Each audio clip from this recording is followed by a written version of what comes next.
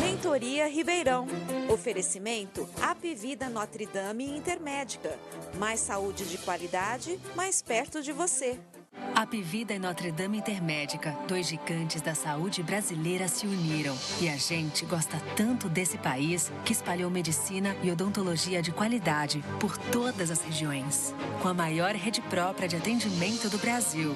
Sempre vai ter uma unidade perto de você. É o nosso jeito de acolher e cuidar com carinho da nossa gente. Apivida Notre Dame Intermédica, mais saúde de qualidade, mais perto de você.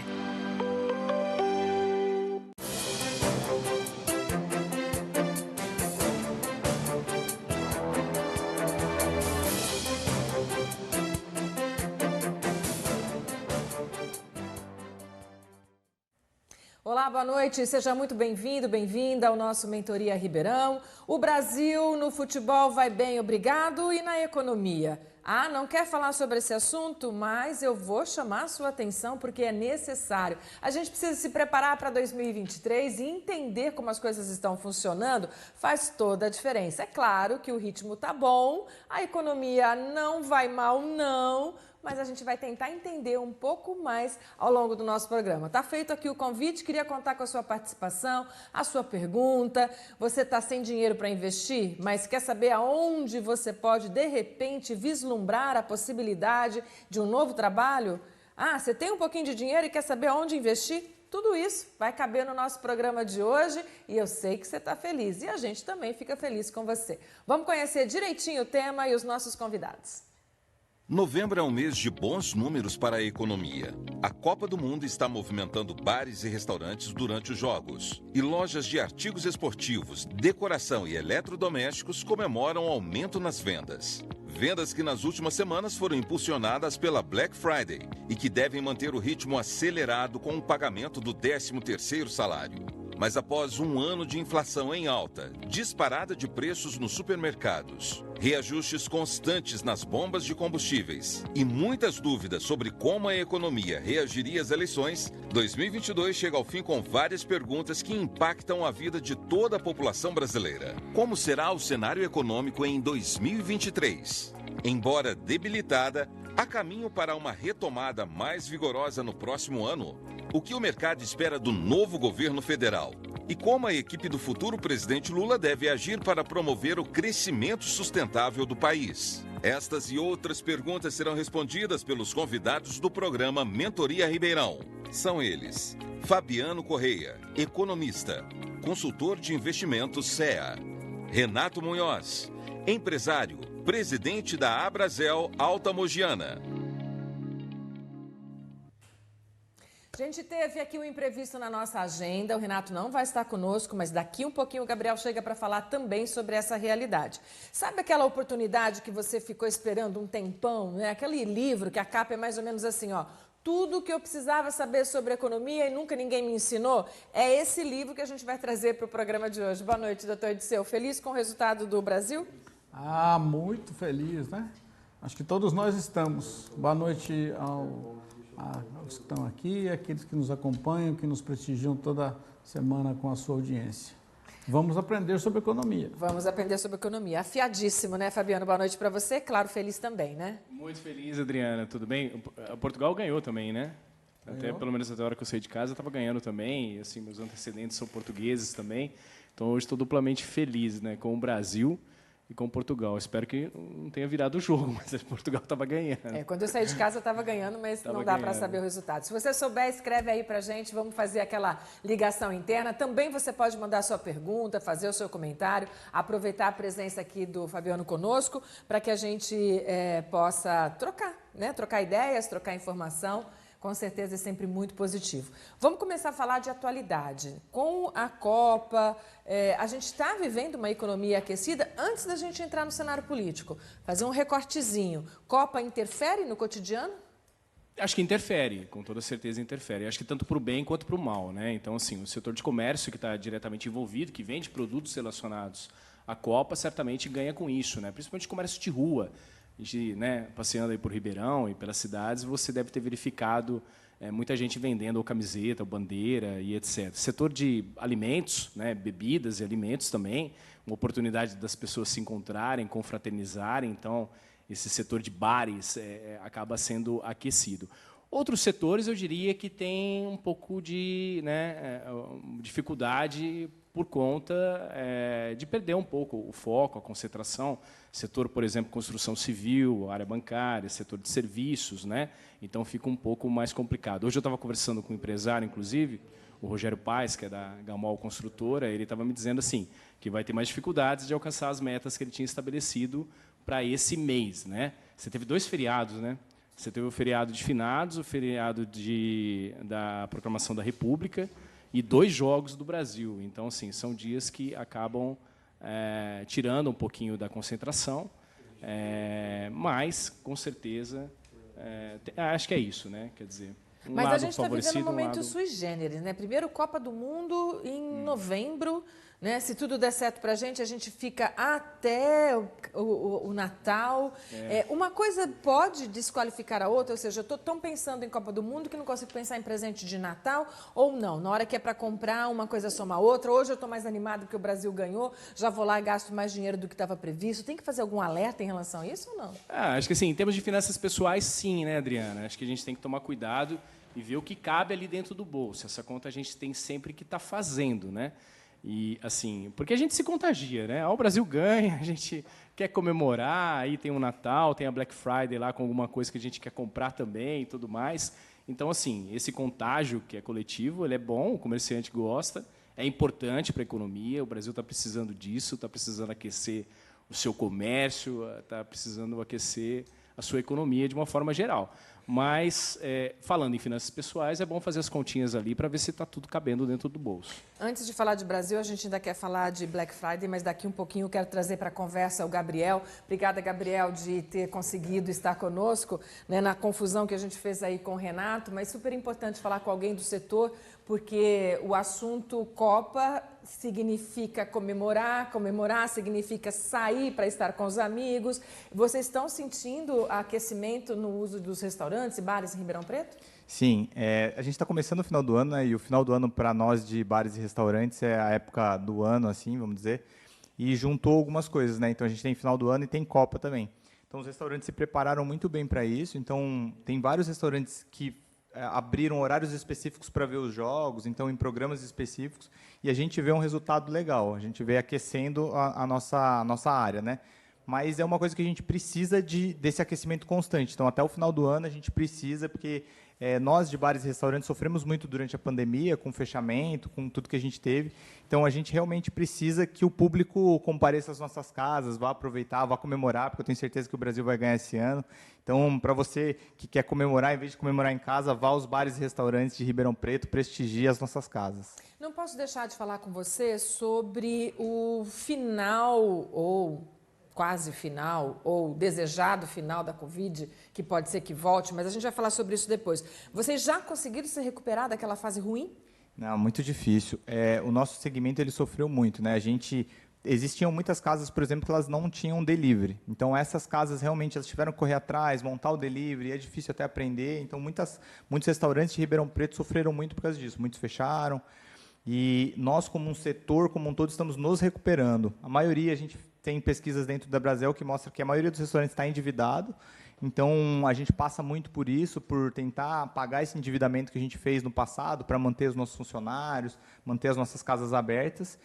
E muito agora, por conta dessa dispensa de mão de obra que a gente teve durante a pandemia, que a gente não pôde ficar aberto, então muitas casas dispensaram parte da mão de obra, a gente está tendo que ter uma recontratação. E também está sendo difícil para a gente. Está sendo difícil de achar a mão de obra para voltar para o nosso setor, porque aquela mão de obra que ficou parada, com certeza não é culpa da mão de obra, mas que ficaram parados, procuraram outros segmentos para se recolocar, outras posições.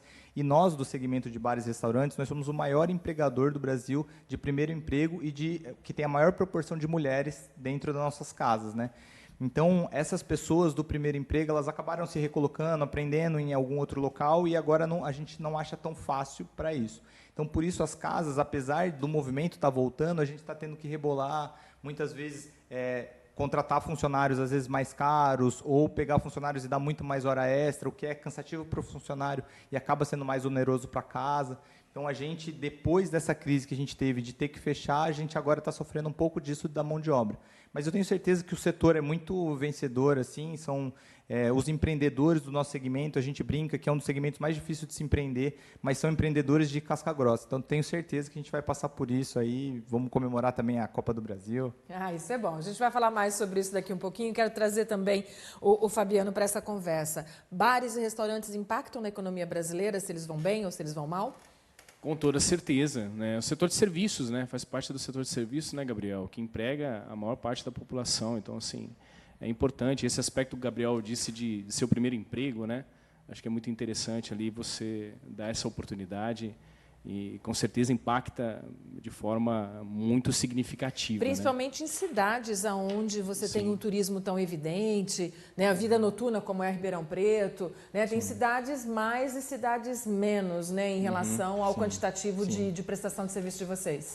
O Ribeirão Preto é muito característico pelos bares, pela vida noturna, pelos restaurantes, e a gente tem ciência que o nosso segmento não impacta só a gente. Então, quando algum morador de outra cidade vizinha vem para cá para consumir num restaurante, ele também movimenta o comércio local, ele vai num shopping, ele às vezes vai para um show e depois passa no restaurante. Então, a gente sabe que a gente é um motor propulsor para o PIB da cidade, não só no nosso segmento, mas tendo, como eu falei, esse reflexo nos outros segmentos. Na verdade, é uma relação muito intrínseca bares e restaurantes. Vamos pensar juntos. Se a gente está numa crise econômica, que se você tiver que fazer um corte nas suas finanças pessoais, a primeira coisa que você faz é não consumir em bares e restaurantes. Você fica restrito mais à sua casa, né? É quase como dos primeiros cortes. Por outro lado, se a vida dos bares e restaurantes, se a vida vai bem, significa que a economia está bem, né? Dá para olhar para vocês e ter um pouco do retrato do Brasil, né? Exato, exatamente. A gente vê isso porque dentro do segmento de bares e restaurantes, a gente tem como se fossem dois setores.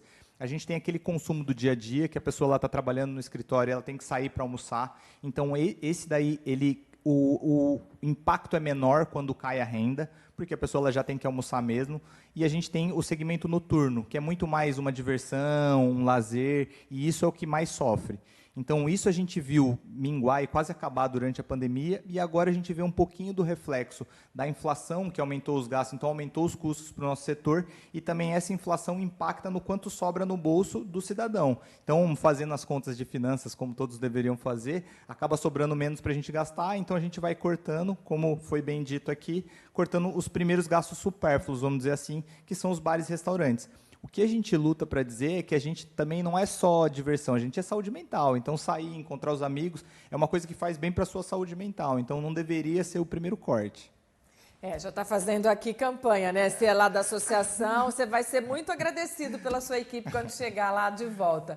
Bem, e para comemorar, quem quer estar uniformizado, vestir a camisa amarela ou a verde, precisa pagar, porque a oficial está bem cara. Mas, nesse caso, doutor Disseu, para atender aos netos, vale oficial, não oficial. O bom é sair de campo uniformizado para comemorar, né? Não tenha dúvida, né? É o embalo da comemoração. Mas eu queria fazer uma observação aqui, para saber se eu pensei bem ou não, Fabiano. Quando o Gabriel coloca que é uma dificuldade de empregabilidade do setor, que eles estão com dificuldade de recrutar pessoas, quero crer com isso que, então, essas pessoas conseguiram um trabalho fora do setor de bares e restaurantes. O que significa que nós estamos numa demanda de emprego que se adequou logo rapidamente aqui em Ribeirão, depois da pandemia? Ou essa é uma visão de Ribeirão? É uma visão geral do Brasil, do setor? As pessoas estão trabalhando em outros lugares. Isso é interessante, né, Disseu? A economia é muito plástica, né? Ela tem essa capacidade de se adaptar. O setor de serviços, com a pandemia, ele foi o setor que mais sentiu no aspecto emprego, né? Então, assim, as pessoas, o desemprego foi muito forte, né? Foi o setor que mais desempregou, né? A retomada também foi muito forte, né? Então, a retomada do setor de serviços foi muito forte, e como é o setor da economia que sempre emprega mais, absorveu aí muito da mão de obra, né? É difícil dizer assim os motivos o Gabriel estava dizendo que está um pouco mais difícil. Então, sim. Um ponto que é interessante da gente colocar aqui é que o que aconteceu com o nosso setor? Como eu disse aqui, a gente é o primeiro emprego. Só que, ao longo do tempo, o segmento de bares e restaurantes ele acabou ficando mais tecnológico, vamos dizer assim. Então, a gente vê um capital intensivo. Então, não é só mão de obra intensivo. Então, a gente acabou colocando, por exemplo, isso o público vai saber, os garçons antes eles anotavam um papelzinho e caneta. Hoje em dia, já é um tablet que ele anota o pedido. Então, o pessoal da cozinha, antes o forno você punha por tempo. Hoje, os fornos já são programados. Então, acabou a nossa mão de obra ela sendo necessária uma capacitação maior do que antes era necessário ter para trabalhar no nosso segmento. Mas isso muda, desculpa, Gabriel, pode. Muda assim, antes era uma coisa que vinha numa crescente, essa absorção de equipamentos e que certamente aumenta a produtividade, ou assim, a pandemia foi um demarcador de águas aí? Eu diria, não é algo muito claro assim no nosso setor ou debatido, mas eu observo pelos meus restaurantes e por uma troca de ideias que sim. Porque o que aconteceu na pandemia? A gente acabou demitindo muito. E o mais caro no restaurante é a parte de mão de obra. Então, por conta da gente ter uma queda na nossa mão de obra, a gente teve que se reinventar. Então, muitos aparelhos começaram a ser usados por causa disso. Eu tenho um garçom só, então como que eu faço para otimizar com esse garçom? Que tem um dia que ele vai ser usado, eu poderia usar 2 garçons em um dia, mas no outro um só. Então, como eu faço para ter um só garçom e nesse dia que tem 2 ele conseguir atender? Então, o que a gente foi atrás, e hoje o segmento é bem intensivo nisso, é essas ferramentas tecnológicas. Então, ao invés do garçom anotar, ele já digita no tablet, isso já sai na cozinha, então não precisa ninguém da cozinha ficar pegando o pedido, isso já volta para o salão e já está dentro da conta. Então, acabou a gente tendo um capital mais intensivo assim, de uso dentro do nosso segmento, o que faz com que a mão de obra tenha que estar mais preparada. Isso é interessante. A gente, como associação, a gente foi atrás, por exemplo, do Senac, que tem cursos, e em muitos casos tem bolsas, para quem não tem condição de pagar, tem bolsas, e tem muitos cursos mesmo, é bem interessante, e os próprios restaurantes acabaram dando curso de capacitação. Então, a gente, às vezes, emprega a pessoa como extra, como freelance, assim, no final de semana, e vê o potencial dela e acaba, eu vou te contratar, mas você vai ter um período de aprendizado, porque agora é necessário você ter esses skills que antes não precisavam. Porque, assim, quando o doutor Disseu me perguntou, né, a taxa de desemprego continua alta, né? A gente tem muito ainda a avançar nesse sentido de diminuir o desemprego e aumentar a ocupação da nossa população, né? Mas, certamente, então, essa mudança de perfil aí deve explicar essa situação de procura. Explica né? parte também. A taxa de desemprego está alta, é uma coisa que a gente debate dentro do segmento, e o que a gente vê, em muitos casos, é que a pessoa ela não quer um emprego fixo. Eu não sei se conta na taxa de desemprego, por exemplo, as pessoas que fazem só extras, porque em muitos casos as pessoas elas não querem ser contratadas. A gente tem inúmeros casos no setor, que a pessoa, eu quero trabalhar só como extra no final de semana. Se você for pegar o pagamento diário da pessoa que trabalha como extra no final de semana, é muito maior do que a pessoa que trabalha o mês inteiro, mas ela tem aquele que você pode chamá-la no final de semana ou pode não chamar. Então, por conta dessa variabilidade do pagamento, ela acaba tendo um salário maior por dia. Se somar no final do mês, não. Então, o que a gente vê muito é que as pessoas querem trabalhar como esse, então quero trabalhar só sexta, sábado e domingo e quero ter de segunda a quinta livre, por exemplo. Então, acontece bastante. E aí eu acho que isso explica uma parte, deve ser bem pequena, mas uma parte do porquê a taxa de desemprego está alta e, pelo menos no nosso setor, a gente vê muita falta de mão de obra. Quer saber do Gabriel? O governo fez aí, por conta da pandemia, o setor foi muito prejudicado, como você já disse, e restou uma dívida de impostos muito grande aí, por aquele período todo fechado. E aí o governo fez lá um plano para que isso pudesse ser enfrentado e muita confusão foi gerada depois, né? Ou por questões burocráticas, ou por falta de enquadramento jurídico, enfim, acho que para alguns ficou mais confuso. Como é que essa situação está hoje? Foram se acertando, foram buscando medidas judiciais? Perfeito. Você, como faz parte da associação Perfeito. E é conselheiro dela, pode nos dar um panorama aí? Isso Sim. já está solucionado, equacionado, ou ainda tem muita confusão aí para acertar aqueles tributos da época da pandemia ainda? Sim, não, essa pergunta é muito boa. O programa, o principal que nos ajudou chama PERSE. E aí, esse PERSE, ele serve para as empresas do presumido ou do real. Para as empresas do simples, ele não se enquadra, porque, em teoria, o simples ele já é um benefício fiscal, então não daria para sobrepor benefícios fiscais. Isso gerou muita dúvida. A gente, como associação, no âmbito nacional, a gente está com uma medida, um processo na Justiça para tentar com que o Simples, as empresas do Simples se enquadrem nisso, mas a gente não tem certeza se vai passar. Como qualquer processo judicial é uma briga, né? O setor luta para isso, então a gente luta para que isso passe, porque realmente o setor precisa de ajuda, não é só por questão de lucro do empresário. Eu vivo o setor, eu tenho contato com muitas pessoas do setor, e a gente, como associação, isso é interessante de falar, a gente está aqui não para lutar pelos grandes, então eu estou aqui não para lutar pelos restaurantes que já estão estabelecidos, pelos restaurantes que são de grande nome, porque eles já têm voz. A gente está para lutar pelos pequenos, para aquele que é a maioria dos nossos associados, que é o marido, a esposa e mais 2, 3 funcionários. E esse, realmente, ele precisa desse apoio do governo. E, na verdade, eu vou colocar uma questão aqui que eu acho que não é nem por ajuda, mas é porque é justo. Eu acho que quando a gente, como sociedade, resolveu fechar os bares e restaurantes, eu acho que foi uma medida acertada para tentar conter a disseminação do vírus, só que isso recaiu sobre os pesos do nosso segmento como mais pesados, assim. Então, a gente no começo debatia muito sobre o setor de eventos, também, que foi muito prejudicado e também deveria ter um respaldo. Mas o setor de eventos, ele é sazonal. Então, a pessoa, quando ela não está tendo evento, ela já estava acostumada em dias que não tinha evento. Mas o nosso segmento, não. A gente está acostumado, o lucro que vem do nosso setor, ele vem da ocupação das casas de segunda a quinta. Ele não vem da sexta, sábado e domingo. Esse sexta, sábado e domingo é o que paga as contas, mas o nosso lucro vem desses dias. E quando a gente foi obrigado a fechar, então, nem só os dias que pagavam as contas e os dias que vinham lucro, a gente perdeu todos, né? Então, essas ações do governo, elas vêm para tentar reparar isso, e o Paulo Guedes, ele teve uma fala que eu achei bem pertinente, que ele falou que não adianta a gente obrigar o setor a pagar tudo na risca, porque daí a gente não vai receber nada. É igual quando a gente tem uma dívida, pensando em empresários aqui, quando você tem um cliente seu que está te devendo, ou você dá um desconto para ele e recebe uma parte, ou você não recebe nada. Então, é muito melhor você dar condições para o setor pagar, porque eu tenho certeza que o setor, ele quer ser adimplente com o governo. A gente não quer ser inadimplente. A gente só precisa de um fôlego, assim, de uma condição para poder pagar. Se permite, doutor Dirceu, dar um testemunho, Gabriel, eu me identifico, claro, me solidarizo muito com o que você está falando, porque o meu irmão, ele é dono de um bar em Ribeirão, que é o Berinjelas Bar. Que legal. Bar Berinjelas. E assim, eu vi isso, assim, o tanto que ele sofreu durante a pandemia. Foi realmente, assim, de dar dó. Ele tem esse bar, já faz o quê? 15 anos, mais ou menos, em Ribeirão. E ele, ele fez um investimento, assim, tirou a reserva que ele tinha, apostou nesse negócio. O negócio foi bem por muitos anos, mas, assim, teve dificuldade. E, assim, essa coisa de empregar, essa mão de obra que você acabou de dizer, né? Eu mesmo já fui garçom na minha adolescência e tudo mais.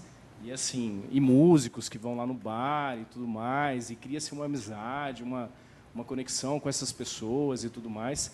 E, cara, teve um momento, assim, que eu achei que meu irmão não ia aguentar, sabe? De tanto sofrimento, de abre, fecha, aquela instabilidade, imprevisibilidade, o que vai acontecer, negocia contrato de aluguel, e é sempre uma negociação difícil, né, para ambas as partes, tanto para quem tem ali o imóvel, quanto para ele também, quer dizer, e naquele momento ninguém sabia para onde aquilo ia, quer dizer, qual que é a dimensão disso e tudo mais. Então, assim, eu queria dar esse testemunho, porque eu vi isso dentro da minha família, assim, e realmente é um setor que a gente tem que tirar o chapéu e assim, aplaudir de pé, porque é sofrido. Foi sofrido mesmo. E a gente estava falando sobre como se recuperou pós-grande auge da pandemia. Mas, apesar da gente estar feliz com a vitória do Brasil, possibilidade de outras vitórias, a gente precisa falar de um assunto que não é tão bom, que é uma possível retomada. A gente, claro, trabalha, está torcendo para que ela não seja do mesmo tamanho da anterior, mas ela não está descartada. A economia já sente esse prenúncio, esse número crescente de pessoas com o Covid ou não? Dessa nova onda. Dessa nova onda, dessa atual, essa que a gente está começando a viver. Eu creio, assim, eu acho que é muito cedo para se dizer alguma coisa. Eu não tenho dados assim para falar concretamente sobre esse assunto. Mas isso significa, então, que não impactou a economia até agora? Da minha percepção, a gente tem tantos outros fatores que estão interferindo na economia que ficaria difícil a gente aferir qual que é a interferência dessa variável, entendeu? Separar joio de trigo não dá. Fica complicado, fica difícil. Mas eu diria, assim, que acho que a gente está assimilando mais estamos convivendo, melhor não é a palavra, mas a gente passou a conviver com essa situação da Covid, né? Eu não sou especialista na área da saúde, então tenho que tomar muito cuidado com o que eu vou dizer aqui, não posso entrar nessa seara, mas, assim, pelo que eu ouvi até agora, a intensidade dessa nova onda, dessa nova cepa, né, ela é menor, então as pessoas o sistema de saúde está sofrendo menos, as pessoas estão sendo menos impactadas em sua saúde, então isso, consequentemente, afeta menos a economia. Graças a Deus, espero que continue assim, porque a gente já sofreu demais com essa situação. Esse tema já foi pauta na reunião de vocês enquanto uma associação de bares e restaurantes? Sim, sem dúvida. A gente acompanha muito de perto, então, durante a pandemia, até uma coisa interessante, nós dos segmentos, e quem é do segmento e está escutando vai lembrar, a gente acompanhava diariamente os casos, então a gente sabia muito mais do que muitas pessoas, às vezes até da área da saúde, quantos casos aconteceram em Ribeirão, porque isso nos impactava direto. O que eu sinto e o que eu acredito mesmo é que o foco da contaminação nunca esteve nos bares e restaurantes. Por quê? A gente, como segmento, a gente está acostumado a seguir regras, normas sanitárias, então, para a gente já é parte do nosso dia a dia, esterilizar tudo, limpar tudo com álcool. Álcool 70 é uma coisa que a gente já existe há muito tempo para a gente.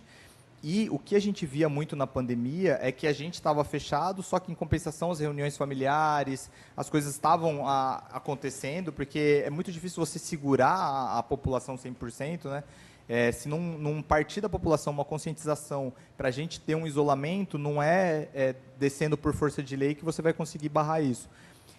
Não sou da área de saúde e com certeza a gente, como segmento, segue tudo que a área da saúde falar, então o que a Anvisa mandar, com certeza a gente obedece, mas o que a gente, como associação, luta é por essa certeza, que o foco da contaminação nunca foram nos bares e restaurantes.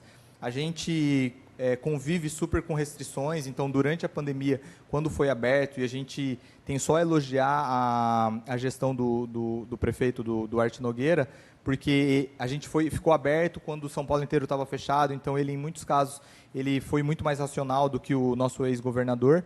Então, a gente conviveu super bem com essas restrições e a gente tem certeza que com as restrições o público não estava tão perto, então muito mais afastado do que numa reunião familiar e com certeza com muito mais regras.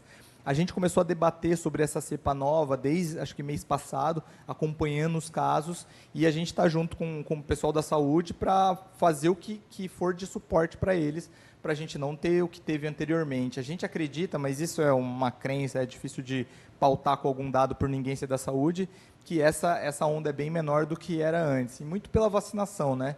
Então, por conta da vacinação, a contaminação é muito mais difícil, as pessoas transmitem muito menos, então a gente não acha que vai ser igual aconteceu anteriormente. 3 fatores estão predominando na economia, no que dizem, na verdade 4, se eu pensar na política, né? Porque a gente acabou de sair de uma eleição, a política é, sem dúvida nenhuma, uma variante importante, né, de consequências e causas no processo da economia. Nós estamos, pela primeira vez, em novembro com Copa, nós temos o Black Friday em novembro, né, e temos também... É isso. Natal. Isso, e o Natal.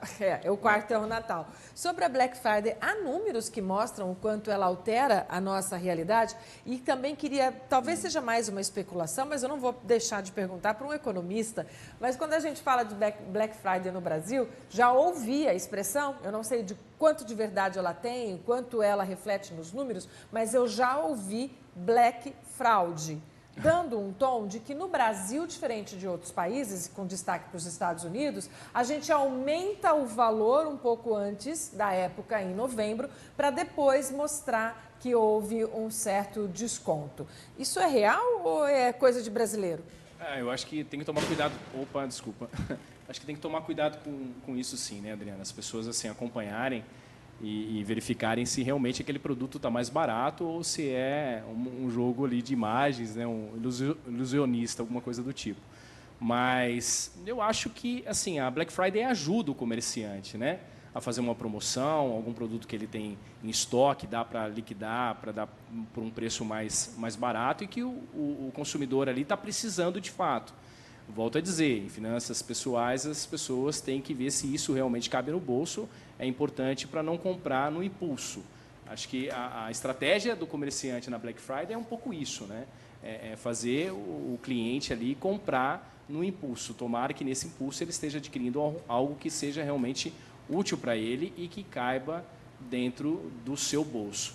Mas nós não temos indicadores de pico, né? Se sobe, se desce, ela está dentro do contexto, não é possível avaliar. Talvez a CIRP tenha isso, eu não tenho, nunca vi esse dado, não. Eu tenho o dado da CIRP, levantado pelo Instituto de Economia, de que nesse final de ano deve rolar, o 13º paga em cerca de 560 milhões, que acho que vai ser consumido com isso, né? Com as festividades da Copa, o Natal, a Black Friday e por aí vai, né? É uma baita de uma injeção da economia. Mais importante do que a Black Friday é as pessoas terem dinheiro no bolso para poder gastar, seja com ela, seja com o Natal, seja com comemoração na Copa. Dentro dessas sazonalidades, Gabriel, entre bons dias, dias não tão bons assim, né, quando as pessoas mais procuram os bares para poder confraternizar, ou mesmo início de aula, quando as pessoas estão ainda felizes com o retorno às aulas, nessa sazonalidade, o que é bom, o que é ruim para o setor? Eu não vejo nada ruim, na verdade. O segundo semestre para o nosso setor é muito melhor do que o primeiro. Eu acho que para muitos setores na economia ocorre da mesma maneira. Para a gente, em específico, o final do ano é muito bom. Férias impacta bastante para a gente, porque mesmo as férias de julho, elas têm um impacto, então dá para a gente ver nas curvas de venda do nosso setor. Durante as férias de julho a gente sobe, mas isso acontece muito mais fortemente no final do ano. Por algumas coisas, né? Então, fora a Copa esse ano, que é um evento esporádico, as confraternizações de final do ano impactam bastante para a gente. Então, tem muitos restaurantes que são focados nisso, mas, em geral, acontece bastante, seja no público, até no público de almoço, restaurantes que são abertos no almoço, acontecem as confraternizações. E as comemorações, né? Então, o Natal impacta, apesar da gente fazer muito Natal em casa, tem muitos restaurantes que fazem o produto para você levar para sua casa, em vez de você cozinhar na sua própria casa. Então, isso também tem um impacto. E também em Ribeirão Preto é uma coisa atípico, assim, não é em todo o Brasil, mas quando vem o dezembro, novembro, que é muito calor, as pessoas elas querem sair de casa, então, em vez de ficar em casa no ar-condicionado, elas preferem ir para o restaurante, ver outras pessoas. Às vezes, as pessoas que não têm ar-condicionado, então está muito calor em casa, vão para os restaurantes que têm. Então, isso acontece bastante. Para Ribeirão Preto é muito legal e tem uma coisa que eu acabei não mencionando, que é o chopp, né? Ribeirão é conhecido pelo chopp, pela cerveja gelada. Então, no final do ano, isso fica muito mais saboroso, assim, muito mais gelado, versus a temperatura externa. Pode, doutor Disseu. Eu queria saber do Fabiano o seguinte: tradicionalmente, os institutos de economia fazem pesquisas para perguntar para as pessoas o que pretende fazer com o seu 13º. E é uma tradição do brasileiro, né, de que ele roda a dívida durante o ano e no 13º ele paga pelo menos uma parte dessa dívida. Nós estamos com um nível de endividamento das famílias muito alto no Brasil. Já há alguma pesquisa se a ideia é fazer pagamento, porque isso acaba impactando no consumo, né? A primeira parcela do 13º vai para pagar a dívida velha, aí depois eu vou pensar na dívida nova. Já tem alguma pesquisa disso aí que possa ser dita? E se não tiver, você tem algum conselho para dar? Não, tem uma pesquisa da CIRP, que eu vi recentemente sobre isso. E é exatamente isso aí, doutor Disseu, que o primeiro pagamento, a primeira parcela seria... muitas pessoas pretendem pagar a dívida, o que é muito bom, né? Porque se você está pagando dívida, você está diminuindo o custo do seu capital futuro, vai te sobrar mais dinheiro ali na frente, né? Quando você tem uma dívida, você tem que ficar pagando juros ali, você deixa de pagar, então amortizar ou liquidar dívidas que você tenha é realmente muito importante. Mas assim, ninguém aguenta também ficar sem tomar o chopinho, né, Gabriel? Sem comprar o presentinho ali para o netinho e tudo mais, então tem que... Eu acho que na economia... como nas finanças pessoais, é importante sempre buscar o equilíbrio, né? Então, pagar a dívida é bom, mas é bom também ali confraternizar com os amigos, com a família e também comprar alguns presentinhos. Então, acho que esse é o conselho, equilíbrio. Bem, brasileiro é muito criativo, isso ninguém tem dúvida. Enquanto nos Estados Unidos é só uma sexta-feira, aqui a gente já virou uma semana e a gente já virou um mês. Tem gente que celebra o Black, que nem é Friday mais, ao longo de um mês inteirinho. O setor de bares recebeu orientação para celebrar, para fazer desconto, ou ainda fica restrito à área de vendas de mercadorias, eletroeletrônicos? Não, a gente como associação não tem uma recomendação específica de promoções. Na verdade, a gente tem uma recomendação quase contrária, porque o que a gente vê muito no setor é que os empresários têm dificuldade de calcular o CMV. O economista vai saber falar até melhor que eu, mas CMV é o custo da mercadoria vendida. Então, quando você tem um prato, você tem muitos custos envolvidos. Então, não é só o peixe, que é do parmegiana de peixe, por exemplo, que vem na minha cabeça. Não é só o custo do peixe, o molho de tomate, mas você tem a hora, você tem o custo do gás para você fazer o prato, você tem o custo da sua mão de obra para fazer. Então, o segmento, em muitos casos, ele é muito carente dessa informação. E a gente, como associação, tenta trazer essa parte teórica para o empresariado. Então, o que a gente fala para o empresário é que ele tem que saber calcular os custos deles antes de fazer qualquer tipo de promoção. E como você bem disse, Adriana, o brasileiro ele é muito criativo para fazer promoção, só que às vezes isso pode ser quase irresponsável, você fazendo promoção em algo abaixo do seu custo. E isso prejudica o segmento como um todo, né? Porque quando um player do nosso segmento faz um preço abaixo do custo, o vizinho do lado, para ele ser competitivo também, ele tem que baixar a margem dele e isso abaixa a margem como um todo. E o nosso segmento ele foi muito afetado pela entrada dos aplicativos, dos marketplaces. O que aconteceu é que eles trouxeram essa competitividade para o setor, que eu acho super saudável. Mas o problema é que entrou no jogo, vamos dizer assim, players muito diferentes. Então, a pessoa na casa dela faz a comida e vende no aplicativo. É muito diferente o custo dela, que às vezes ela não sabe precificar a hora dela, ela não põe um prolabore, então ela acaba conseguindo vender a um preço muito mais barato do que a gente, por exemplo, que tem um restaurante estabelecido, que eu pago todos os impostos, que eu tenho todos os funcionários. Então, acabou espremendo muito mais a nossa margem. Então, é um segmento que já veio sofrendo por causa disso e ainda tem esse agravante. O que a gente fala e a gente pede para o público, aproveitando a oportunidade, é para sempre que for pedir direto do restaurante. E, em muitos casos, eu diria que na maioria dos casos é mais barato. Então, vou colocar o exemplo da nossa casa. Eu sou do Bar do Peixinho, o peixinho tradicional, que a gente está há 45 anos, e o peixinho oriental, que é de comida japonesa. A gente lá faz um desconto quando o cliente pede ou no nosso site ou pelo nosso telefone. Porque eu repasso esse custo do marketplace, eu repasso direto para o cliente. E isso é muito comum no nosso setor.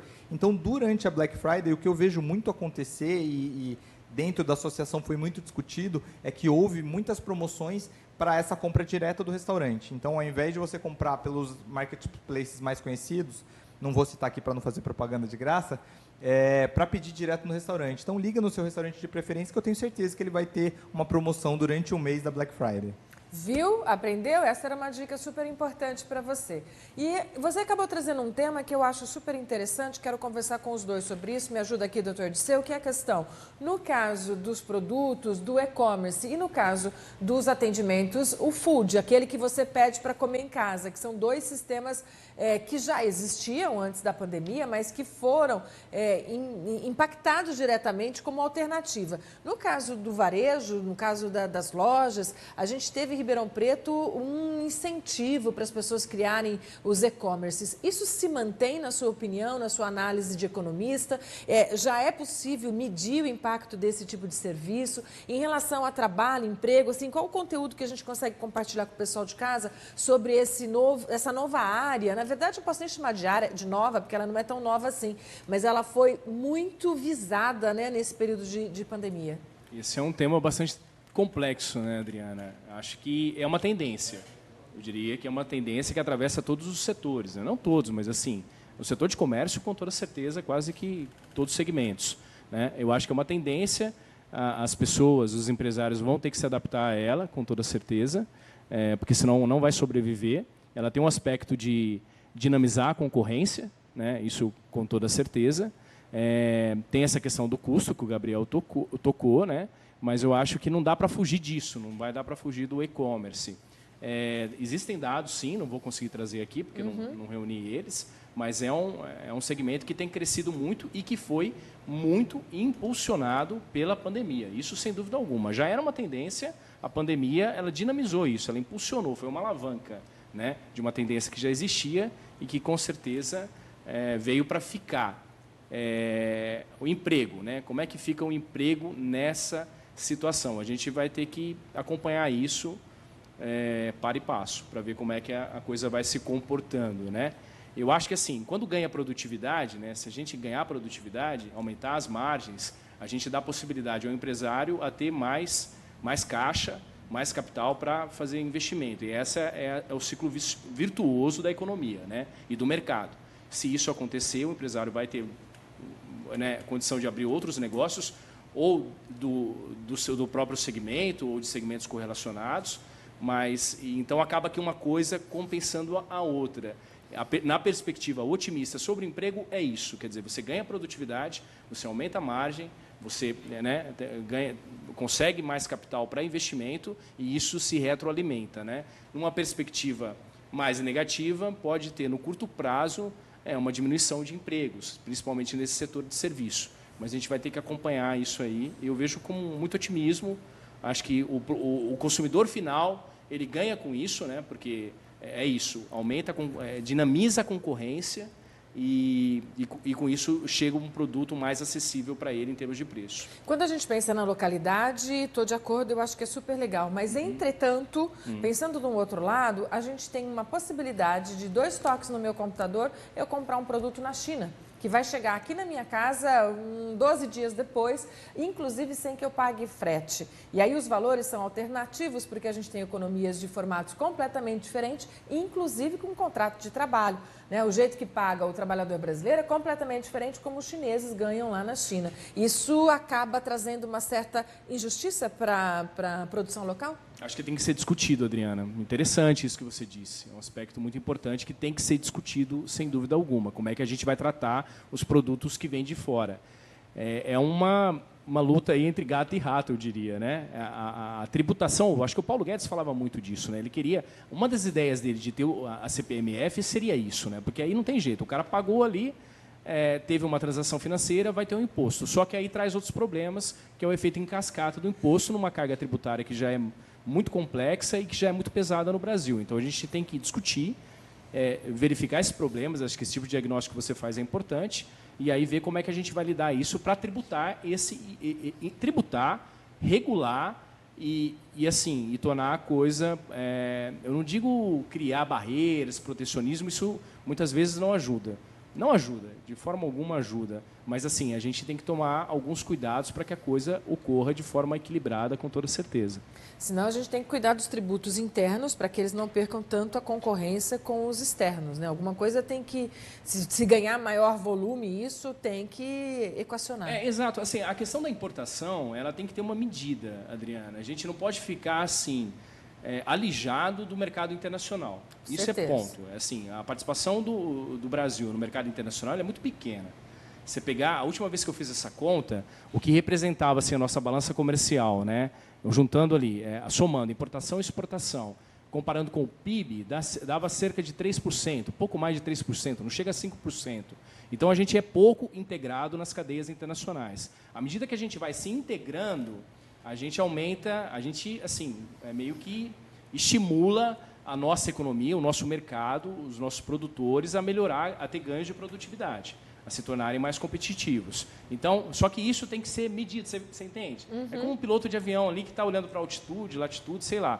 E aí ele tem que ir controlando isso de forma que ele não sufoque a nossa indústria, não sufoque o nosso mercado, mas que, ao mesmo tempo, estimule a coisa a andar, a se integrar mais, entendeu? Tanto para importar quanto para exportar. E por aí o dado não é único e o macete aí é fazer essa avaliação ampla. É dinâmico. Eu diria, a palavra é dinâmica. É dinâmico. Dinâmica e equilíbrio. Assim, lá, quem desenha, né, as pessoas que estão ali na Fazenda, na Receita Federal, que trabalham com e-commerce, do Banco Central, eles têm que sempre estar olhando para esses dados, para essa dinâmica e tentando acertar isso da melhor forma possível, de preferência ao nosso favor, né? Com certeza. Os brasileiros. Gabriel, em relação ao impacto do setor de bares, comprar por telefone, por aplicativo, pelo celular, isso já é uma realidade para vocês também, né? Com certeza. Sim, não, esse diálogo de vocês foi muito legal porque me fez pensar sobre o nosso segmento. E eu acho que tem coisas que não adianta você lutar contra, né? Então não dá para você segurar uma onda com as mãos. No nosso setor, o que a gente viu com a pandemia é uma mudança de hábito mesmo. Então, o consumidor, ele acabou vendo o quanto é gostoso, vamos dizer assim, ficar em casa, assistir um Netflix, assistir outros streamings, assim, e pedir a comida. Em vez de você ter que ter obrigatoriamente de que ir até o estabelecimento, acabou sendo mais interessante. E isso aconteceu não só por conta da pandemia, mas isso ficou muito evidente na pandemia quando o consumidor foi obrigado a isso. Porque o que aconteceu foi que ficou mais barato você comprar uma TV de um tamanho legal. Ficou muito mais interessante você assistir os streamings que acabaram tendo variedades, melhorando qualidade. Então, ficou muito mais atrativo. As séries ganharam relevância junto desse período e aí as pessoas ficam horas à frente de um televisor. Exato. Então, a gente tem empresas muito grandes que são focadas nisso. Então, você pega a Amazon Prime, você pega, citar milhares aqui, que elas são focadas em fazer um entretenimento de qualidade para o cliente. E a gente, como bar e restaurante, a gente meio que concorre com isso, se você for pôr. Porque para o cliente, no final, o que tem valor na sociedade como um todo é tempo. Então, o cliente, ele pensa assim, vou gastar meu tempo como? E acabou ele investindo muito mais tempo nisso, em ficar na casa dele e assistir séries e coisas do tipo. E a gente, como segmento, teve que se adaptar a isso. Então, com o delivery, criando experiências diferentes no delivery. Então, é uma coisa que, assim como o comércio internacional que a gente disse aqui, é muito difícil lutar contra. A gente, no segmento, em muitos casos, a gente acaba comprando coisas da China, vamos colocar assim, e a gente usa para dar mais qualidade no nosso atendimento ou coisas do tipo. Então, não é só uma aquisição que não tem uma rodada no comércio local. Uma coisa que eu queria acrescentar no diálogo de vocês é que, em muitos casos, o comerciante aqui, às vezes o produtor aqui que produzia, vamos colocar um exemplo, como se ele produzisse esse celular, ao invés dele produzir e gastar 10 para produzir aqui, ele compra por 8 na China e revende aqui. Então, ao invés dele ter o valor da produção, ele tem o valor da revenda. Então, é uma coisa que é muito complexo você analisar a economia olhando um fator só. Mas o que para mim fica muito claro é a evolução constante que não só a mão de obra, mas o empreendedor como um todo tem que ter. Então, a gente tem que se adaptar a isso. Assim como com a concorrência chinesa, que aconteceu tempos atrás, prejudicou muito, vamos colocar assim, o comércio de Franca, de calçados, isso fez o comércio de Franca se reinventar e partir para um produto de maior qualidade, que não concorre com o chinês que vem com um produto mais barato. Então, você, como empreendedor, seja do meu segmento ou dos outros segmentos, você tem que estar sempre antenado com todas as mudanças de cenário. O economista vai saber falar muito melhor que eu, mas você tem que estar antenado a isso e poder se adaptar. Eu acho que o poder de adaptação é o que define as empresas que vão se manter no jogo. Bem, doutor Disseu, a gente já falou sobre o impacto da Copa do Mundo, né, na economia brasileira, a gente já falou sobre os requisitos e os anúncios da Covid, também como uma variante para impactar na economia nesse momento em que nós estamos vivendo, né, no Brasil e no mundo. E falamos também, né, sobre o Natal, o 13º. Vamos falar de política como uma das variantes na mudança do comportamento da economia? Eu queria colocar para o Fabiano, antes de a gente aprofundar no tema que você está propondo, né? Eu vou começar com uma provocação ao Fabiano, né? Há aqueles que dizem que o economista ele não consegue prever bem nem o passado, né? Nós estamos aí há um mês de fecharmos 2022, mas sei que ainda faltam os dados de novembro. E são dados importantes porque temos tudo isso que nós já falamos aqui, né? Copa do Mundo, final do ano, em Ribeirão Preto, verão, que o Gabriel colocou aqui, né? E temos todo o mês de dezembro ainda, né? Para o economista, acho que isso é uma eternidade, né? 2 meses de final de ano. Mas propagou-se muito, e para ir já começando a falar de política e economia, propagou-se muito que nós teríamos uma taxa de crescimento que faria inveja para todos os outros países do mundo e que nós teríamos uma inflação muito baixa também, fazendo aí inveja para os outros países do mundo. Nós já temos uma previsibilidade, faltando pouquinho para fechar o ano, se isso vai se confirmar? Doutor Disseu, aí eu vou chamar meu amigo Focus aqui para me ajudar, tá? O senhor conhece bem, eu sei que o senhor conhece bem esse relatório. O relatório Focus é um relatório semanal, né, que o Banco Central coleta dados assim das impressões das principais casas financeiras, dos bancos, para saber como é que eles estão sentindo ali a temperatura, né? No relatório Focus, que foi divulgado hoje, que colheu assim as impressões da última sexta-feira, o IPCA, que é a inflação, né, a inflação ampla, ela deve fechar 2022 com 5,91. O PIB, um crescimento de 2,81. O câmbio subiu um pouco. A previsão era que ia fechar em 5,20, deve fechar em 5,27, a taxa Selic continua na mesma, né? Então é isso. Realmente a gente vai ter uma inflação mais baixa, se a gente comparar com o ano passado, uma inflação significativamente mais baixa. Deve ter um efeito rebote aí, porque aquela medida dos combustíveis ela acaba agora no final de dezembro, mas, de qualquer forma, foi uma medida que acho que fez muito bem, principalmente para atacar aquela inflação inercial, né? Isso foi muito positivo, essa medida dos combustíveis, desonerar um pouco a carga tributária deles, né? Agora, o crescimento para o ano que vem, por exemplo, doutor Disseu, o ano que vem o PIB está, no relatório Focus, a previsão seria de 0,7, e 2024, 1,7. É um crescimento muito aquém do que o Brasil precisa para fazer uma redenção social, né? Tirar as pessoas dessa situação de desemprego, de desocupação, de melhorar a vida do empreendedor e tudo mais. Fazer essa economia girar de verdade, de fato, coisa que a gente já não consegue há mais de 10 anos. Já falei, repito, quer dizer, nos últimos 10 anos, a nossa média, a taxa média anual de crescimento foi de 0,2%. É uma tragédia. Em termos econômicos, isso é uma tragédia. Prejudica todo mundo, o pequeno, o médio, o grande investidor, empreendedor, a população que fica, né, sem possibilidades, sem oportunidades de emprego, de prosperar. Então, essa é a situação. Eu acho que a gente tem muitas potencialidades. O país ele é agraciado por uma série de fatores, principalmente no que se refere aos seus bens e recursos naturais, né? A gente continua sendo o gigante adormecido e espero que a gente saia dessa situação aí no ano que vem. A gente vai cutucar aqui. Para aprofundar ainda mais a provocação da Adriana de a gente caminhar com política e economia aqui, né? Acho que a frase mais impactante dos últimos tempos, juntando as duas coisas, foi a famosa frase de que é preciso ter responsabilidade fiscal, mas é preciso também ter responsabilidade social.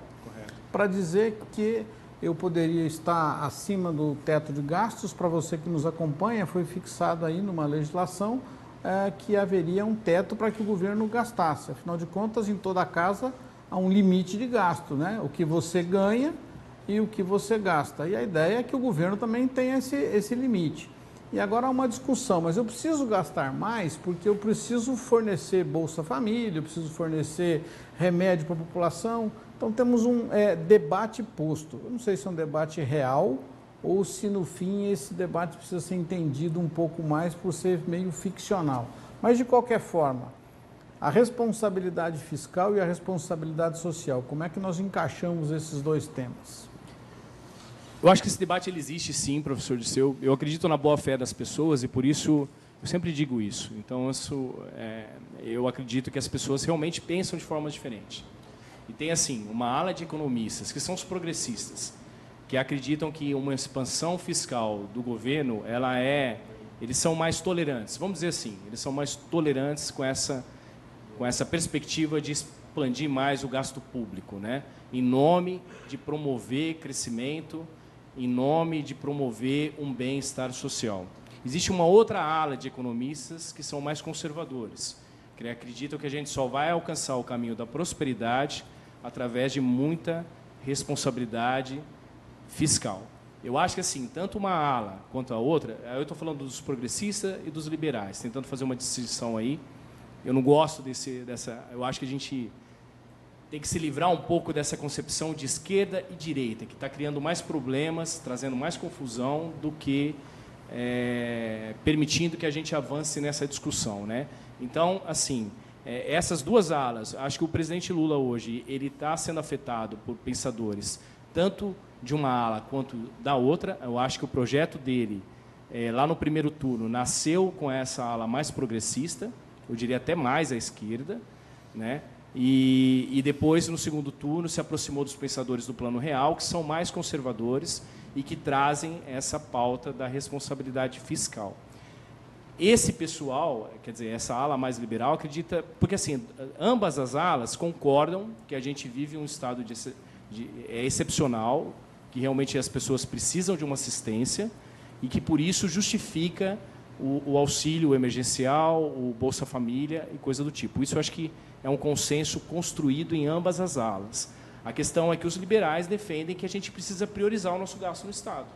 Não dá para gastar mais. Quer dizer, o Estado ele tem que rever seus gastos. O Gabriel lá no restaurante, quando ele está com problema, Gabriel, o que você faz? Você acabou de dizer que se você rever os seus gastos, você otimiza a sua produção.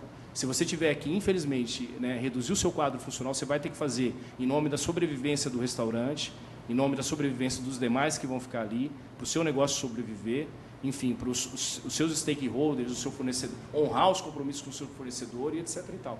O Estado não está acostumado a fazer isso. Como é que a gente faz? A gente repassa a conta, né? E isso é uma fórmula que não vai dar certo. No final, mesmo tudo sendo muito sofisticado, né, na linha final a conta é de mais e é de menos, né? Se está faltando, tem que cortar. Bem, eu quero agradecer aqui a participação do Gabriel, ele nos atendeu para poder falar um pouquinho sobre o setor dele. Nos próximos 30 minutos do nosso programa, a gente vai se aprofundar um pouco mais na repercussão política e todas as consequências na economia, mas quero te agradecer, foi super importante entender um pouquinho melhor como o seu setor vem se comportando e só para a gente encerrar, perspectivas positivas para final de ano, começo de 2023. Boa, eu queria agradecer demais a participação, foi muito gostoso estar aqui. E o nosso segmento está muito animado, a perspectiva é boa, então, desde da parte de contratação que eu falei, então você que está assistindo aqui, conhece alguém que quer trabalhar no setor, indique aí para os bares e restaurantes da cidade, atrás de emprego, porque a gente tem bastante vaga, e eu tenho certeza que o setor vai se recuperar nesse final do ano. A gente está muito animado para isso e a gente vê resultados positivos já. Obrigada. Então, eu vou te liberar aqui. Já estava tudo combinado, viu, gente? Que ele ia sair 8 horas, mas que não deixaria de vir para poder nos atualizar, né, sobre essa realidade dos bares e restaurantes. E a gente segue com economia e política aqui nos nossos últimos 30 minutos, doutor Disseu. E vou insistir um pouco nessa minha tese aí do gasto, porque acho que ficou claro para você que está nos acompanhando que a questão é o seguinte, né? O Estado precisa conter os seus gastos, não pode passar daquele limite. E aí, hoje, há um debate o seguinte, eu posso passar um pouquinho, né? Não sei bem quanto que é esse pouquinho, né? A proposta que foi apresentada hoje à tarde são quase 200 bilhões... 198, pois doutor. Quase 200 bilhões de reais que eu vou ficar acima do teto para poder pagar o que vai se chamar aí Bolsa Família e mais algumas outras coisas. Pois bem, mas... não sou economista, mas aprendi o seguinte, né? A gente se vangloria muito do plano real, porque foi uma virada da economia. E aí, naquele momento, a queda da inflação apresentou um ganho real para o assalariado. Inflação alta é um terror para aquele que tem salário.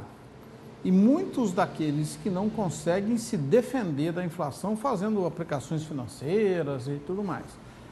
Então, quando eu passo do teto de gastos e começo a não ver tanta importância em você ter limites de gastos, isso podendo gerar uma perspectiva de inflação mais alta, e aí para conter a inflação eu tenho que aumentar a taxa de juros, aí eu diminuo o financiamento. Então eu fico sem financiamento numa ponta, ou com financiamento muito caro numa ponta, e na outra a inflação comendo o salário do trabalhador. Então acho que essa coisa de gastar muito, talvez ficando mais com aqueles que defendem o teto do gasto, é em princípio melhor para o trabalhador. Eu preciso, e a economia, todos nós aqui falamos, é muito complexo, né? Mas eu estou errado nesse ponto de vista, que eu preciso cuidar do gasto, também preocupado com a inflação, para não corroer o salário do trabalhador? De forma, assim, totalmente correto o teu raciocínio, doutor Disseu. É complexo quando a gente começa a falar de números, de termos, muito economês, né? Um linguajar economês, talvez fique complicado, mas a conta é simples, como você mencionou. Quer dizer, na sua casa, como é que você consegue prosperar na sua vida? É gastando menos do que você ganha. É assim que você forma poupança.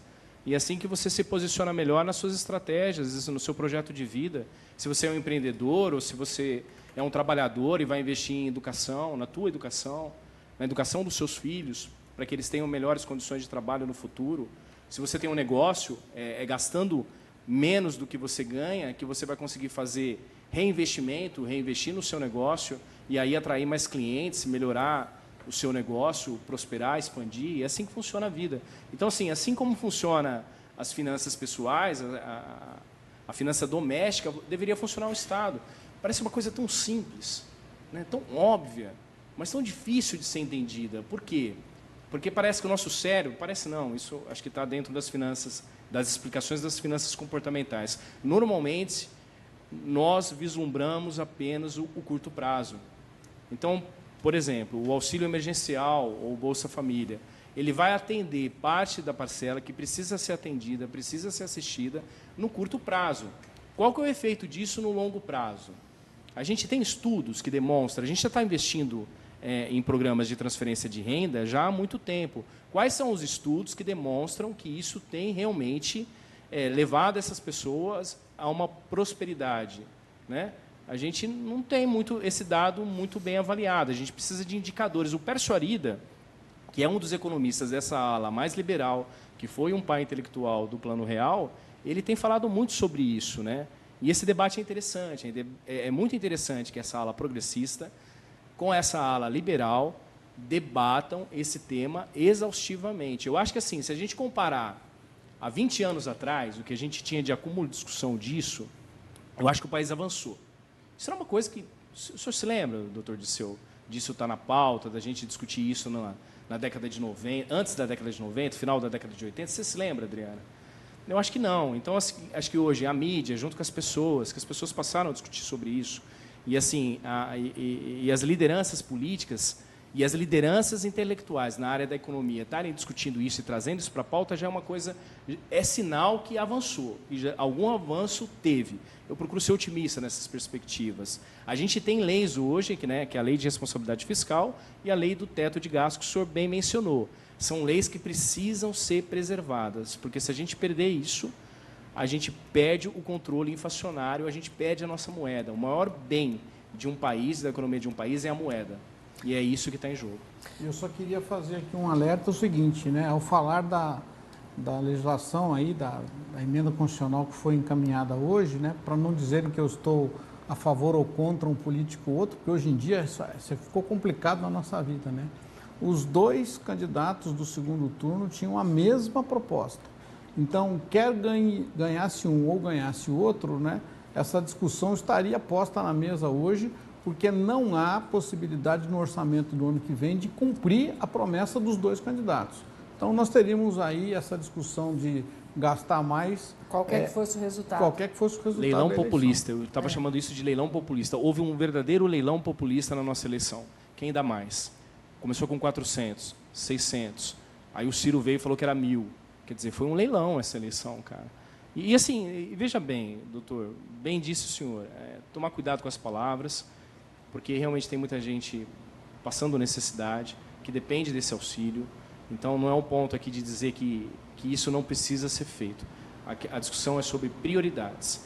Se a gente vai gastar mais com isso, e esse gasto se justifica, se a gente, como sociedade, concluir que a gente precisa disso, então, assim, a gente tem que discutir quais são as nossas prioridades. A gente vai ter que diminuir gastos, e uma alternativa seria a reforma administrativa, para que a gente possa fazer esse investimento social.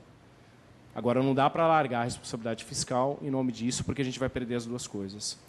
Bem, o Fabiano esteve conosco na segunda-feira, logo depois das eleições, e aqui no programa a gente discutiu um pouco sobre o impacto da vitória de Luiz Inácio Lula da Silva na economia do Brasil e quais eram as perspectivas. Quase 30 dias depois, a gente quer entender melhor. O que aconteceu nesse período que pudesse ter levado para lá ou para cá o movimento da economia brasileira? Eu acho que faltou interlocução, Adriana. Principalmente esse é o problema. Assim, tudo passa por comunicação. A gente precisa... Eu acho que na vida, assim, qualquer grupo, sabe, seja empresarial ou político, uma nação, passa por lideranças. A vantagem competitiva e a prosperidade, ela passa por lideranças que consigam colocar na pauta caminhos da prosperidade, né? E acho que faltou esse interlocutor para falar da economia, né? E que é um aspecto assim muito basilar, né? Porque da economia, da política econômica, depende de todas as outras políticas. A gente não vai ter social, não vai ter educacional, não vai ter saúde, não vai ter meio ambiente, não vai ter assim como investir nas outras áreas se a gente não suprir as necessidades, não cuidar da nossa economia. É através dela que você arrecada impostos, cria receita para fazer qualquer outro investimento, né? E faltou essa liderança. Quem que é esse interlocutor? Quem que é esse cara que vai falar com o mercado? Vai falar, olha, a gente vai jogar, o jogo vai ser dessa forma, eu vou me posicionar dessa forma, eu acredito nisso, essa é a estratégia. Até para testar a sua estratégia, né? Colocar ela em debate e para que ela possa ser ou refutada ou aprimorada, mas precisa ser debatida. Então, faltou esse interlocutor. E algumas mensagens, Adriana, que denotaram uma possível irresponsabilidade fiscal, né? Acho que teve uma fala no Egito do presidente, do futuro presidente, dizendo que, assim, primeiro responsabilidade social do que depois responsabilidade fiscal. Acho que foi uma frase que não foi feliz na mensagem que passou para o mercado reagiu muito mal. Aí, assim, uma ausência de falas de responsabilidade fiscal, de um dos possíveis candidatos, que é o Haddad, que nessa reunião que ele teve na semana passada com a FEBRABAN. Então, assim, eu acho que é isso. Então, assim, o mercado, esse dia eu vi uma frase que eu achei fantástica. O mercado, ele não é nem a favor da direita nem da esquerda. O que ele não quer é ficar no escuro. Nesse momento, a gente está meio que no escuro. Isso tudo é capaz de alterar tão drasticamente o valor do dólar? Como que a gente consegue? A fala de um presidente eleito que nem assumiu lá no Egito, acho que assim, a hora que ele pôs ponto final na frase dele, a gente já estava pagando o dólar mais caro. Foi muito imediato. Como isso acontece? A economia é muito dinâmica, né, Adriana? E, assim, isso eu acho que é a beleza, inclusive, da economia, né? Porque ela conversa só para você. Só você mesmo passar beleza no aumento do dólar, né, doutor Dirceu? Não no aumento do dólar, mas na repercussão imediata. Eu entendi, mas essa comunicação eu acho fantástica. Porque a economia está dizendo para você ali, ó, o que está acontecendo. Um paciente, você está com um médico, né, ele está com um paciente ali na mesa. O que ele vai fazer? Ele vai medir a temperatura, vai fazer um exame de sangue, etc. Na economia, a gente tem 3 indicadores que são cruciais para a gente entender a temperatura. Que é assim, que é o dólar, que é o câmbio, que é a Bolsa de Valores e o DI futuro. A taxa Selic, no nosso último encontro, né, doutor Dirceu? O doutor Dirceu conhece de economia o doutor Dirceu, e ele trouxe para a gente o relatório Focus, que ele viu ali que tinha uma diferença, um movimento. O DI ele é mais imediato, é isso que você está falando, Adriana. Ele é online, porque assim, ele sai todo dia, porque ele é precificado na Bolsa de Valores. Ali o empresário, os investidores, eles estão trocando taxa futura dos seus contratos. Então, para se proteger, eles fazem hedge e compram taxa futura. E o que a gente percebeu, eu tenho esse gráfico, não sei se é possível mostrar. Eu não sei se a gente conseguiu hoje. Tem para você. Explica poxa, ele para gente. Que para mim está parecendo um desenho de arte, todo colorido, parecendo uma asa, né? Conta para mim isso sobre o ponto de vista da economia e para o pessoal que está em casa para entender melhor.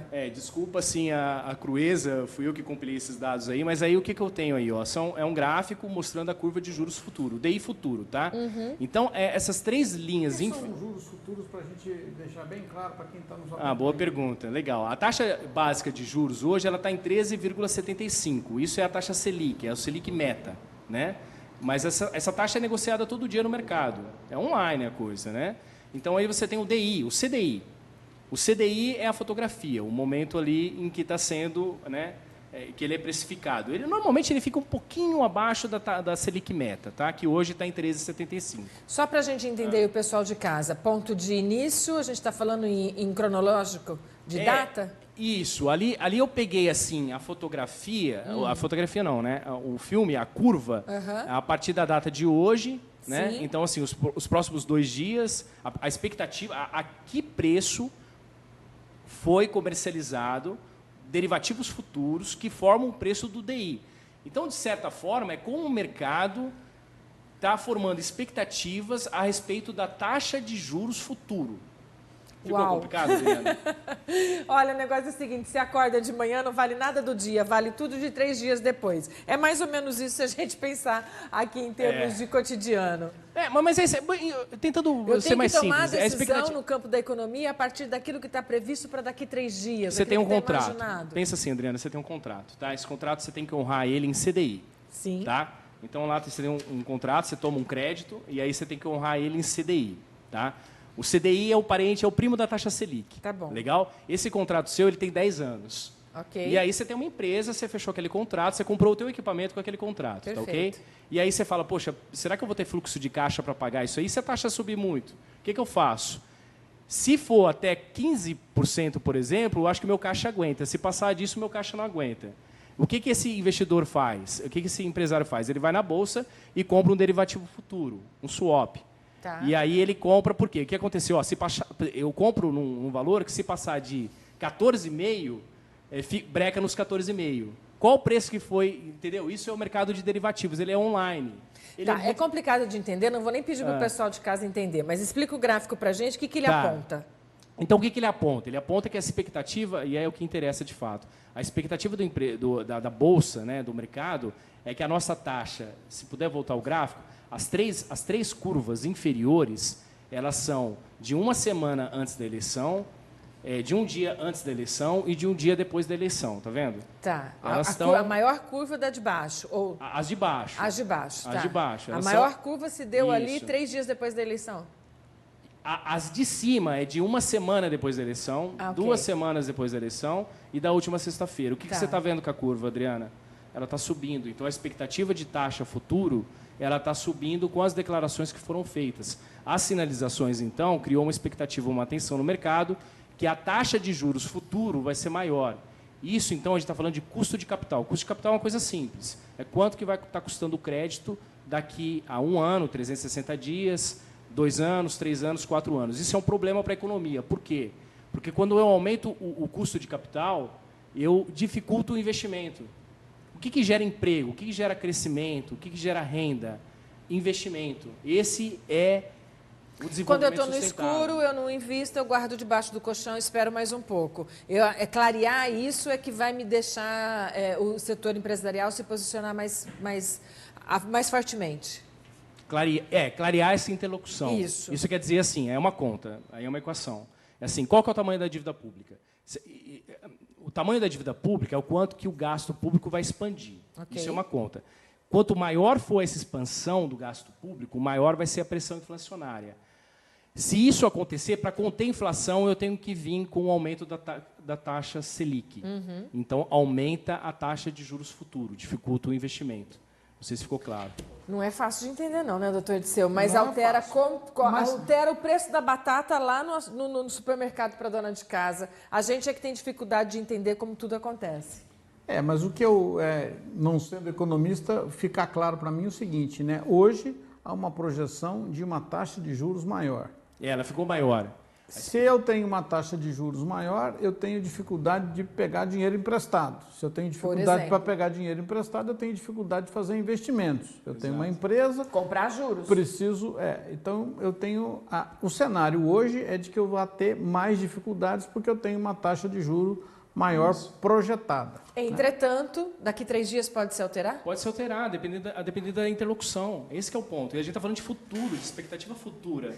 Então, é realmente... No campo da política, né? Bem claro isso. Eu diria... Ou seja, sim, da política econômica, política e economia. Isso. É isso mesmo, Adriano. Ou seja, essa crítica que tem sido reiteradamente feita nesses últimos dias, de que a ausência de um nome do ministro da Fazenda ou da Economia, não sei como é que vai ficar essa pasta, isso tem causado esse nervosismo do mercado tão criticado aí por alguns. E os nomes que apareceram, como é que você analisa? Bom, assim, o nome aparece e desaparece do dia para a noite. Às vezes nem estava lá, alguém que soprou e fica. E acontece isso, né, Adriana? A imprensa coloca nem estava na cota, enfim. É complicado. Eu acho que assim, a dobradinha Haddad e Persuarida, que seria um cara mais progressista e um outro cara liberal, né? Seria interessante. Eu acho que o mercado gostou. Quando isso foi ventilado na imprensa na última quinta-feira, o mercado gostou desse equilíbrio. Mas Fazenda e Casa Civil? Não. O Persuarida ficaria com planejamento. Quando surgiu esses rumores, o Haddad ficaria na Fazenda e o Persuarida ficaria na Fazenda, que trabalha com orçamento, né? Então... Eu falei Casa Civil porque eu ouvi dizer que o Haddad queria a Casa Civil. Então, é Fazenda e planejamento. Mas isso já é notícia velha já. Eu não sei quais são os nomes de hoje. Já desapareceu. A notícia que eu vi hoje é que na próxima semana, há uma promessa, que na próxima semana vai ser definido o ministro da Economia, da Casa Civil e da Defesa, que acho que é o que está pegando. Que vão os primeiros que vão colocar à disposição. Agora, vamos ver se isso vai acontecer. Eu estou mais preocupado nesse momento com o ministro da Economia. O mercado precisa de um interlocutor. A impressão que eu tenho, veja se vocês concordam comigo, é que assim, a PEC foi apresentada hoje. Aí, junto com a PEC, vem um rumor de que vai ser apresentado o novo ministro nos próximos 7 dias. Então, parece que assim, o plano foi colocado para o Congresso antes de dizer quem é o chefe. Então, o chefe já chega com a condição dada. Você concorda, Dirceu, que parece que é isso que está ocorrendo? Concordo, mas acho que isso é um pouco de favas contadas da seguinte forma, né? Seja quem for o ministro, ele vai ter que trabalhar com essa ideia de que há um furo no teto de gastos de 200 bilhões para o próximo tempo. E aí eu quero engatar o seguinte, se nós estamos falando em furo de teto de gasto, o governo vai gastar mais. Como é que eu faço para controlar isso? Ao longo de algumas décadas, a partir da década de 70, toda vez que o Estado precisava de mais dinheiro, ou ele rodava dinheiro, e isso causava inflação, né? Porque ele tem a maquininha para fazer dinheiro, a gente não tem, mas o governo tem, né? Mas depois de um certo tempo, como é que se fazia isso? Aumentando a carga tributária. E nós fomos tendo mais tributos, mas acho que criando pagamentos aleatórios, como o imposto do cheque, coisas do tipo. Só que nós chegamos, acho que também no nosso teto para suportar a carga tributária. Aí o governo eleito, assim como o candidato que não foi eleito, né, ambos também falavam numa reforma tributária. Aliás, né, essa reforma tributária vem sendo falada também há décadas e não acontece. Agora eu tenho o seguinte problema. Eu vou gastar mais, já sei que eu vou gastar, provavelmente essa PEC vai ser aprovada, então eu vou gastar mais do que posso. Como é que eu faço? Aí eu tenho uma promessa de reforma tributária para diminuir tributos. Talvez a gente saiba por que não se diminui tributos no Brasil. E toda vez o governo assume e fala de reforma tributária, ela não acontece, porque não tem margem para diminuir a carga tributária, porque eu preciso ter dinheiro para cobrir esses gastos. Como é que eu fecho essa conta? Não fecha, né, Dirceu? Não fecha. Quer dizer, se a gente não sair desse vício, né, e conseguir lideranças que falem de revisar gastos ao invés de aumentar gastos, vai ficar complicado. É complicado. Eu tenho mais de 30 anos de jornalismo e lembro direitinho que as minhas reportagens lá no começo já era sobre reforma tributária. Eu lembro de ter feito várias entrevistas com o Dr. Brasil Salomão, que é um advogado tributarista. Onde que está o grande desafio em fazer uma reforma tributária que dê conta dos impasses nessa área e isso oxigene a economia? Então, assim, é uma discussão muito complexa a reforma tributária, né? A gente tem que admitir isso, mas eu acho que assim, a sociedade brasileira não aguenta mais ficar sem reforma tributária. Eu acredito que essa reforma deva acontecer. Porque, assim, muito por conta do nível de maturidade que a gente tem hoje. A gente tem duas PECs, a PEC 45 e a PEC... Esqueci o número da outra PEC, mas, enfim, que já estão bastante maduras nas casas legislativas, na Câmara e no Senado. Então, assim, eu acredito que ela vai acontecer. Ela precisa, a reforma tributária. Ela é complexa por quê? Porque ela envolve todos os entes da federação. A União, 27 estados e mais de 5 mil municípios, cada um com a sua legislação. É uma loucura. Então, assim, primeiro ela precisa ser unificada para ficar mais simples. E além dos cenários, também as cabeças. Vamos lembrar, doutor Dirceu, nós estávamos juntos ouvindo uma fala do deputado aqui por Ribeirão Preto, Baleia Rossi, que nos apresentava uma proposta de reforma tributária que estava em discussão e uma semana depois já tinha outra reforma sendo apresentada. Então, além dos cenários, né, pensando nos entes federados, né, União, Estado e município, a gente ainda tem as interlocuções partidárias, a gente tem as agremiações que se defendem, como a Ruralista, da Bíblia, enfim, cada um no seu setor, e nós temos o individualismo de cada um dos deputados e deputadas no Congresso. Então, realmente é um cenário bem conflituoso para discutir. Já tinha sido com a Previdência, né, e foi bastante complicado, e com o tributário a gente não consegue chegar ao final. Não consegue, e acho que as duas reformas que estão propostas lá, nenhuma das duas vai passar. É a minha previsão. Vai começar tudo de novo. Novo governo, novas propostas. Aliás, isso já teve uma primeira fala do Haddad, né, nesse almoço que você disse que ele participou aí, dizendo o seguinte, que nós teremos uma reforma tributária em 2 etapas. A primeira, que é aquela que o Paulo Guedes também queria fazer, né? É a União mudando só os tributos federais. Porque quando se fala numa reforma tributária onde eu vou trabalhar carga tributária de estados e municípios, aí é muito complicado todo mundo se entender. Como aconteceu agora, né? Diminuiu-se o preço da gasolina. Como? Eu vou diminuir a carga tributária do combustível. Como? Eu vou diminuir o imposto do Estado. Então, o presidente da República propõe a diminuição do imposto do Estado. Bom, aí fica fácil, é o outro que vai receber menos, mas teve compensação para se chegar nisso. Fizeram lá alguns ajustes, estão fazendo ainda, porque a discussão ainda está de pé. Está acabando o benefício no final do mês de dezembro, eles não encontraram ainda como é que vão compensar uma coisa com a outra.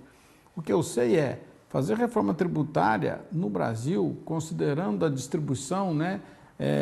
Um faz segurança, o outro faz prestação de saúde, o outro faz prestação de educação, tem educação infantil para um, tem educação de segundo grau para outro, tem educação universitária para outro. Isso é realmente uma confusão que nesses 30 anos que você faz reportagem não avançamos, não conseguimos avançar nada. E aí o que restou? A carga tributária sempre crescente, a complexidade cada vez maior e pessoas indo embora do Brasil ou deixando de vir para o Brasil para não ter que enfrentar esse cipoal de legislação tributária brasileira.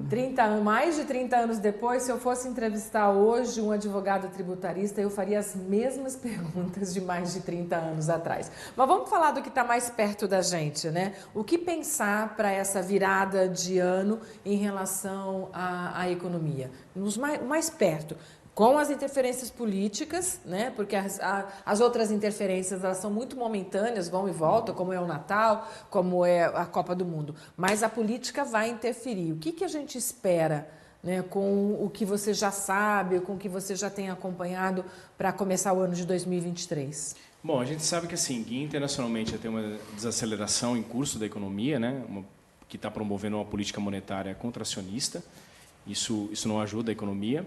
A nossa economia, que acaba sendo afetada, e no ambiente interno há muitas incertezas, Adriana, então é difícil mensurar o que vai acontecer. O que dá para dizer é que a gente tem muito projeto engavetado, que assim, muitas potencialidades a serem... que se forem colocadas em prática, se esses investimentos realmente se realizarem, a gente poderia ficar bastante otimista com o Brasil. Acho que a locomotiva continua sendo o agro, e o agro traz uma série de oportunidades em outros setores, né? Então, assim, agro e mineração, isso traz uma baita de uma oportunidade que é para escoar isso, a gente precisa de estrutura de escoamento, precisamos de ferrovias. O que é um problema pode ser uma baita de uma oportunidade. Então, a gente tem um marco legal das ferrovias, que foi uma conquista. A gente teve avanços significativos no campo da microeconomia, também, né, com novos instrumentos de captação no mercado de capitais. A gente estava conversando. O Brasil cresceu muito nos últimos 3, 4 anos nesse sentido. O Banco Central acho que tem uma estratégia muito interessante de assim, aliviar o balanço dos bancos para que o crédito se volte para o pequeno, enquanto que as grandes empresas se sirvam do mercado de capitais. Esse mercado cresceu muito, para você ter uma ideia, em 2021, eu estava fazendo as contas aqui, passa de 300 bilhões o nível de captação com esses instrumentos, e é isso que a gente precisa, quer dizer, a gente precisa fazer a ligação dessas pontas. Então, a gente precisa desse capital, que o investidor disponibilize esse capital, para fazer investimento, coloque na mão do empreendedor para que faça esses investimentos de infraestrutura. Você estava falando do investimento de grandes empresários, mas se a gente pensar hoje na pessoa que está nos assistindo agora, né, que vai trabalhar com o seu salário ou com o máximo com as suas economias, alguma recomendação do tipo, espera um pouquinho, tipo comprar uma casa, um carro, um presente melhor, alguma coisa do tipo, espere um pouquinho ou dá para ser feliz? Essa é uma análise muito customizada. Eu como economista aqui, eu vou falar, tenha cuidado, porque assim, a gente precisa realmente de uma clarificação maior, de luzes em todas essas situações que a gente falou, do interlocutor e tudo mais. Mas, por outro lado, a gente tem que tocar a nossa vida, Adriana. A gente tem que acordar cedo e trabalhar, perseguir os nossos projetos. Eles podem ser um pouco mais dificultados, a depender da política econômica, mas a gente não pode parar. Nós, como brasileiros, vencedores que somos, guerreiros como somos, não podemos parar. A gente tem que continuar movendo essa locomotiva da economia brasileira para proporcionar aí renda e emprego e bem-estar social para o Brasil. Bem, a essa altura do programa, só me cabe agradecer a participação aqui do Fabiano, que trouxe para a gente informações sobre os reflexos da política na economia brasileira. E se a gente está falando de economia brasileira, a gente está falando aí do seu bolso, do meu bolso, aqui muito perto, porque do macro cai rapidão no micro e vai trazer para a gente repercussão na hora de abastecer o carro, na hora de fazer compra no supermercado, porque as coisas estão totalmente imbricadas, assim, de forma a não ter como desassociar. Então, de qualquer forma, você pode ficar feliz com o resultado do Brasil, mas fique atento à economia, principalmente nessa virada do ano, nessas tomadas políticas que estão sendo colocadas, esse jogo que está sendo colocado, e, de novo, ficar super atento, né, doutor Disseu? Obrigada aqui pela participação para a gente fechar o programa. Muito obrigado a você que esteve conosco, obrigado, foi muito bom, uma discussão difícil, mas importante para a gente poder entender o nosso dia a dia. Na próxima segunda-feira não tem jogo, né, gente? Segunda-feira não. Tem jogo na sexta-feira. Bom jogo do Brasil para você. Claro que a gente fica torcendo pela vitória. Na segunda-feira que vem a gente volta e, certeiramente, antes do ano acabar, quando a gente tiver o nome ali dos ministros, a gente vai voltar para uma bancada de análise da economia a partir dos nomes anunciados. Mas segunda-feira a gente se reencontra. Até lá. Mentoria Ribeirão. Oferecimento Apivida Notre Dame Intermédica. Mais saúde de qualidade, mais perto de você. Apivida e Notre Dame Intermédica, 2 gigantes da saúde brasileira se uniram. E a gente gosta tanto desse país que espalhou medicina e odontologia de qualidade por todas as regiões. Com a maior rede própria de atendimento do Brasil. Sempre vai ter uma unidade perto de você. É o nosso jeito de acolher e cuidar com carinho da nossa gente. Apivida Notre Dame Intermédica, mais saúde de qualidade, mais perto de você.